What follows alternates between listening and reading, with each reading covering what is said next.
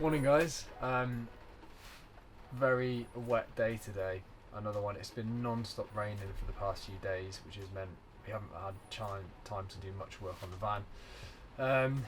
A lot of the stuff is that we've got coming up next is we need to put the grey tanks underneath. We're going to be changing the single leaf springs for some heavy duty double leaf springs.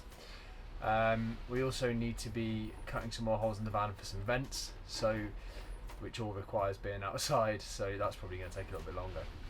So I thought I'd do a video on the reversing camera that I installed earlier on in the build. It went pretty straightforward when we first installed it. I had to reseal the actual camera itself at the back due to it was leaking a little bit, but that was just because I didn't put enough Sikaflex on there. So lesson learnt there, always use more Sikaflex than you think you'll need.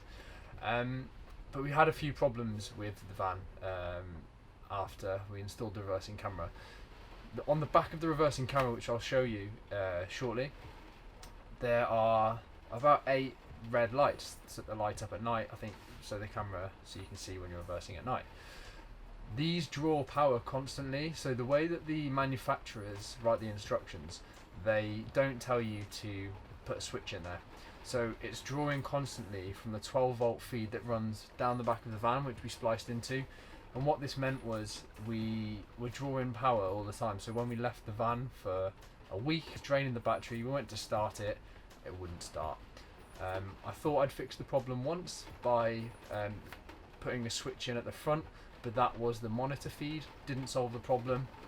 Same thing again, went to drive the van and the van wouldn't start. So I will show you quickly what we did and how we fixed the problem. So I'll just explain how we had it initially wired. So when you get a camera and a monitor, the camera itself needs power and so does the monitor. So if you think about the camera first, there was a 12 volt supply that we needed to splice in.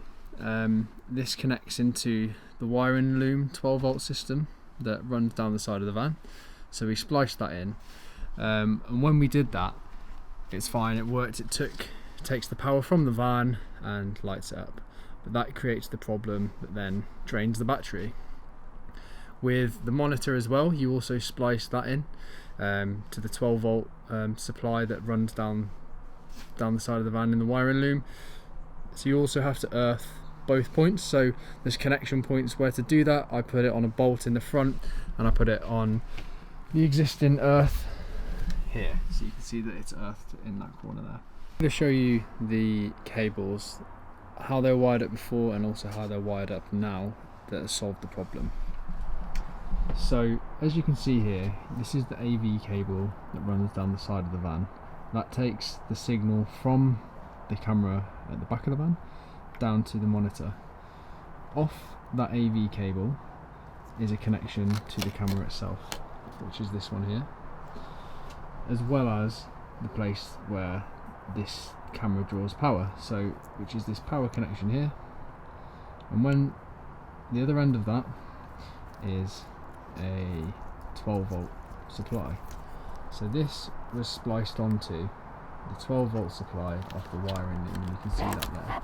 So this is, if you can see that, so this is where the 12 volt is spliced onto the wiring loom, which is this. What we've had to do is break that connection in order to put a switch in. So this here is where the connection was initially, these two bits, they weren't there. And what I've used is Waco blocks, like connector blocks, to connect those to another piece of cable, and you can see where I've fed the other piece of cable down the side of the van. So just to recap, these two were connected previously and that other piece of cable wasn't there. I've broken this connection and I've run it down this piece of wire down the side of the van. It goes all the way down the side of the van, and you can see on the end here is the wire which is cut now, and the reason that the wire is cut is because we're going to put the switch on the end. So the idea behind this is when there's a switch on the end, it'll put the connection back and we'll be able to use the reversing camera. when it's switched off, we won't be able to use the reversing camera. If anyone has done anything differently, let me know. I'd be really interested to hear what you've done. I could only find one other video on it on YouTube. Didn't seem to solve my problem initially because I ended up breaking the connection in the wrong place. So any questions or comments, let me know, and like and subscribe if the video has been useful to you.